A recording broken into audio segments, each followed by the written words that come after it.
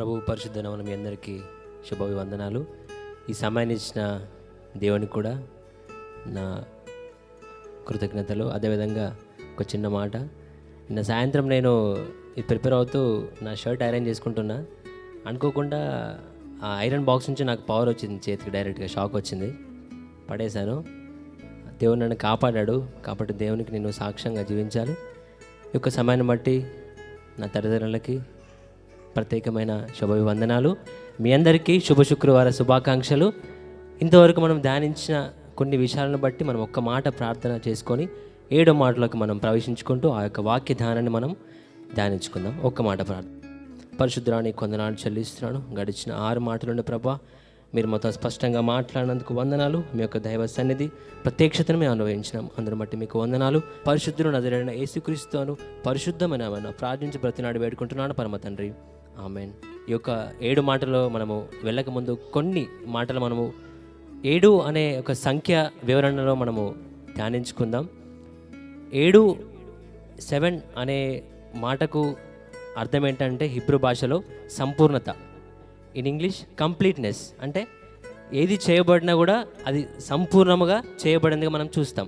ఇంకా బైబిల్ గ్రంథంలో కూడా 7 అనే మాటకు చాలా ప్రాముఖ్యత సంచరించుకుందాం మనం గమనించవచ్చు. 7 దినాల్లో తండ్రి అయిన దేవుడు మన కొరకు ఈ సృష్టిని చేయబడిందిగా మనము చూస్తాము.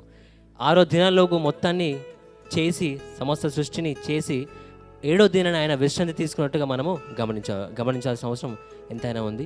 ఇంకా ముందుకెళ్తే నిర్గమకాండంలో కూడా చూసినట్లయితే స్వస్థ గురించి 7 దినముల తర్వాత స్వస్థ పొందిన వ్యక్తిగా మనం చూడవచ్చు. ఇంకా పేతురు అంటాడు, ప్రభువా నా సహోదరుడు తప్పు చేస్తే నేను ఎన్నిసార్లు క్షమించాలంటే 7 మార్ల మట్టుకు అంటే కాదు 70 ఏళ్ళ మట్టుకు అని చెప్పడానికి మనం గమనించవచ్చు. ఇంకా 2వ రాజుల గ్రంథం 5వ అధ్యాయం 9, 10, 14 నుంచి చూస్తే నయమానుకు కుష్టు కలిగినప్పుడు ఎలీషా దగ్గరికి వెళ్ళినప్పుడు ఆయన వెళ్ళి ఆ యొక్క నదిలో ఎన్నిసార్లు మునగమంటాడంటే 7 మార్లు మునుగమని చెప్తాడు. 7 మార్లు మునిగినప్పుడు ఆయన దేహం పసిపిల్ల దేహం వల్ల అయిందంట. ఇక్కడ 7 అనే మాటకు మనము ఎంత అర్థాన్ని ఉందో మనం గ్రహించవచ్చు. ఇంకా ముందుకెళ్తే మత్తయి సువార్త 12, 8, 9 అధ్యాయంలో కాగా మనుష్య కుమారుడు విశ్రాంతి దినమునకు అధికారిగా ఉన్నట్టుగా లేదా ఆయనే విశ్రాంతి దినముగా ఉన్నట్టు మనము గ్రహించవచ్చు. అంటే 7 దినముల్లో ఆ యొక్క పరిశుద్ధ దినాన్ని మనము జ్ఞాపకం చేసుకోవచ్చు. అంటే విశ్రాంతి అనేది ఏదైతే ఉందో అది సంపూర్ణంగా ఆయనకి ఇవ్వబడిందిగా మనం గమనించాలి. 7 దినాల్లో జరగబోయే యొక్క దేవునికి ఇచ్చే సమయం కూడా చాలా ప్రాముఖ్యమైనదిగా మనం ఇక్కడ గమనించవచ్చు.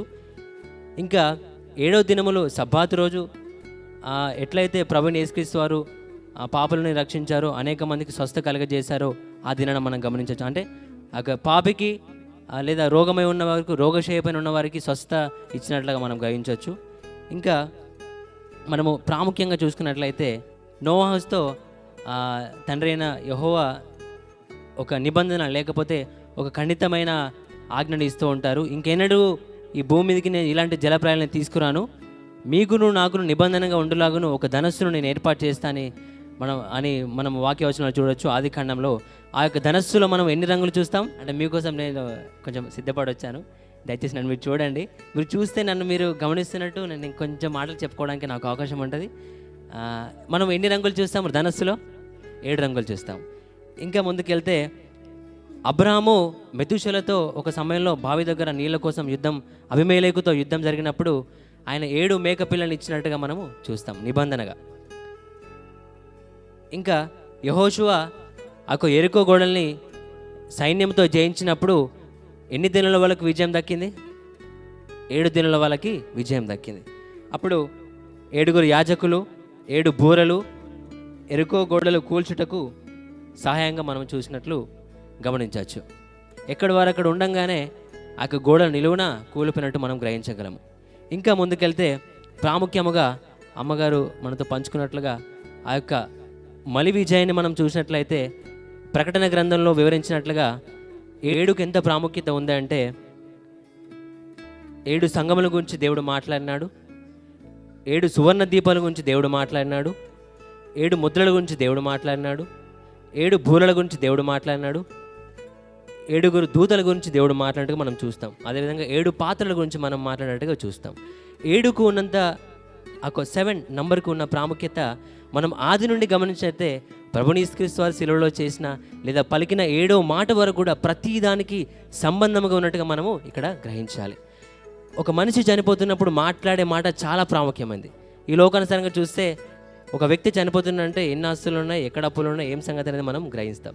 అంటే ఏం చెప్పబోతున్నాడు అనేది మనము చాలా తీక్షణంగా ఆ మరణ చేయబోయిన వ్యక్తి ఏం మాట్లాడుతున్నాడని మనము గ్రహిస్తాం. ఇది ఏం చెప్తున్నాడనేది మనం చాలా వేదనతో మనము చూస్తాం. కాబట్టి ప్రభుని యేసుక్రీస్తు వారు ఎంతగానో నలగొట్టబడి మన కొరకు ఆయన పాపంగా మార్చబడి ఏమాత్రం కూడా ఆయన నోరు తెరవదంట. బొచ్చు కత్తిరించడం ఎదుట గొర్రెపిల్ల ఎట్లా మౌనంగా ఉందంట, ఆ విధంగా ప్రభుని యేసుక్రీస్తు వారు ఒక్క మాట కూడా మాట్లాడంట. అక్కడ అధికారం కలిగిన వ్యక్తి అంటున్నాడు, నిన్ను విడిచిపెట్టకు నాకు అధికారం కలదు, నువ్వు మాట్లాడమంటే నువ్వు ఎవరు అంటే నువ్వు దేవుని కుమారుడు అంటే అవును నువ్వు అన్నట్టే అంటాడు. ఆయన ఒక్క మాట కూడా అక్కడ మనము మాట్లాడం. అనేక మంది ఆయన మీద నిందలు ఆరోపణలు చేస్తున్నా కూడా ఆయన ఒక్క మాట కూడా మాట్లాడలేదంట. ఇక్కడ చూస్తే మనము 7వ మాటలోకి వెళ్ళక ముందు ఆ వాక్యం మనం చదువుకుందాము. లూకా సువార్త 23:46 వచనం మనం చదువుకుందాం. దయచేసి అందరు నాతో పాటు తీయండి. ఇది లాస్ట్ ప్రభుని యేసుక్రీస్తు వారు శిలువలో పలికిన మాటగా మనము చూసుకుంటున్నాము. 46వ వచనము. అప్పుడు యేసు గొప్ప శబ్దంతో కేక వేసి, తండ్రి నీ చేతికి నా ఆత్మను అప్పగించుకొనుచున్నాను అనెను. ఆయన ఇలాగూ చెప్పి ప్రాణము విడిచెను. ఇక్కడ చూసినట్లయితే ప్రభుని యేసుక్రీస్తు వారికి ఎంత అధికారం ఉందంటే శిలువలో పలికిన 7 మాటల్లో మొదటి 3 మాటలు మనుషుల గురించి, మనుషుల క్షేమం గురించి, రక్షణ గురించి, పాపక్షమాపణ బాధ్యత గురించి మాట్లాడితే 4వ మాట ఆయన సంపూర్ణ దేవునిగా, సంపూర్ణ మానవునిగా ఉన్నట్టు మనం గ్రహించగలము. ఈ 5-6 మాటల్లో మనం చూసినట్లయితే ఆయన శబ్దంతో, వేదనతో, ఆయన ఎంతో ఆ బాధతో ఉన్నట్టు మనము చూస్తాము. ఆ మేకులు ఎంత లోతు కొట్టబడినాయి, ఆ యొక్క హృదయం ఎంత భయంకరంగా వేదనకు గురైంది, ఆయన దేహంలో రక్తం అంతా బయటికి వెళ్ళిపోయి ఆ యొక్క బటుడు వచ్చి పొడిస్తే, ఆయన డొక్కలు పొడిస్తే కొంచెం కూడా బ్లడ్ లేదంట, కొంచెం కూడా రక్తం లేదంట. ఎందుకు అంటే ఆ రక్తం నిలువెల్లా కార్చబడితేనే మనిషికి విమోచన, పాపానికి విమోచన, మరణానికి విమోచన మనం చూస్తాం. ఏ మనుషుని ద్వారా అయితే లోకానికి మరణం వచ్చిందో ఆ ఒక్క మనుషుని ద్వారా లోకానికి విజయాన్ని, రక్షణను, పరలోక భాగనిష్టకు ప్రభుని యేసుక్రీస్తు వచ్చినట్టు మనం చూస్తాం. ఎందుకంటే మానుపైన వేలాడబడిన ప్రతివాడు శాపగ్రస్తులను మనం చూస్తాం. కాబట్టి నీ పాపాల కొరకు, నా పాపాల కొరకు ప్రభుని యేసుక్రీస్తు వారు మానుపైన వేలాడబడినట్టుగా మనం చూస్తాం. కాబట్టి మనం ఇంకా ముందుకెళ్తే ప్రభుని యేసుక్రీస్తు వారు ఎంత అధికారంతో మాట్లాడినారంటే యోహాను సువార్త 10వ అధ్యాయం 17వ వచనం మనం ఒక్కసారి మనం చూద్దాం. అందరు నాతో పాటు దయచేసి తీయండి. 10వ అధ్యాయము యోహాను సువార్త 10వ అధ్యాయము 17వ మాట మనం చదువుకుందాం. నేను దానిని మరలా తీసుకున్నట్లు నా ప్రాణము పెట్టుచున్నాను, ఇందువలననే నా తండ్రి నన్ను ప్రేమించుచున్నాడు. ఎవడనూ నా ప్రాణం తీసుకున్నాడు, నా అంతటా నేనే దానిని పెట్టుచున్నాను. దాని పెట్టుటకు నాకు అధికారం కలదు, దానిని తిరిగి తీసుకున్నట్టుకు నాకు అధికారం కలదు. నా తండ్రి వలన ఈ ఆజ్ఞను పొంది తిని. మనం చూసినట్లయితే చాలామంది అనుకుంటారు, చాలామంది నా ఫ్రెండ్స్ కూడా, అరే మీ దేవుడు శిలువలో చనిపోయింది కదా, ఏం చేసిండు, ఆయనని రక్షించగలేకపోయింది కదా, ఇంకా పాపుల్ని రక్షించడనే మాట మీరు కూడా చాలామంది ఫేస్ చేసి ఉంటారు కదా. అంటే దేవుని నమ్మకం కొత్తలో ఈ మాటలు మనకు ఎంతో బాహాటంగా తగులుతూ ఉంటాయి మనసుకి. అవును మరి ఎందుకని చనిపోవాలి, ఎందుకు బతికుండద్దు, హీరోలుగా ఖడ్గం పట్టుకొని యుద్ధం చేయొచ్చుగా అని అనిపిస్తుంది మనకు. కానీ ఆయన ప్రాణం పెట్టుటకు, ఆయన ప్రాణాన్ని తిరుగు తీసుకున్నట్టుకు ఆయనకు ఎవరు అధికారం ఇచ్చారంట? తండ్రి అయిన దేవుడు అధికారం ఇచ్చినంట. ఆయన పుట్టుక మనం గమనిస్తే పరిశుద్ధాత్మ ద్వారా గర్భం దాల్చుట, ఆయన మరణాన్ని మనం చూసుకున్నట్లయితే అధికారంతో ఆయన ప్రాణాన్ని పెట్టుట, అదేవిధంగా తండ్రి సహాయం చేత మళ్ళీ పునరుద్ధానుడే తిరిగి ఆవాహనం అట్టు కూడా మనం చూసినట్లు మనం వెలుట చూస్తే కూడా మనకేమనిపిస్తుంది, ఇక్కడ తండ్రి, కుమార, పరిశుద్ధాత్మ దేవుడు త్రియేక దేవుడిగా ఉనికిలో ఉండి యొక్క సృష్టి కార్యాన్ని మనం చూసినట్లుగా గమనించవచ్చు. కాబట్టి ఈ యొక్క మాటల్లో ఉన్న ప్రాముఖ్యత ఎంత గొప్పదంటే ఏడుకున్న ఆ విలువ, ఏడుకున్న ఆ యొక్క వివరణ కూడా ఎంతో ప్రాముఖ్యంగా మనం గమనించాలి.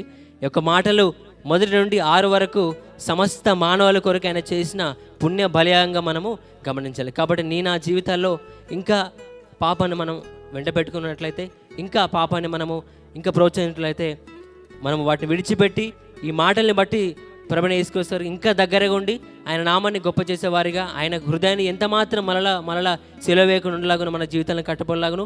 ఈ మాటలు కూడా నాకు కూడా ఎంతో నేను చెప్పుట కాదు కానీ నా జీవితంలో నేను నడుచులాగును ఈ మాటలు నా వెనుకల్లో దేవుడు ఫలించలాగు చేయను గాక. దేవునికి మహిమ.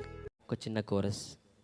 ధ్యానించుచుంటిమి సిలువపై పలికిన విలువైన నీ మాటలు, ప్రాణాత్మలను సేదదీచు జీవ ఊటలు, ప్రాణాత్మలను సేవదీచు జీవ ఊటలు, మోక్షమునకు చేర్చు బాటలు.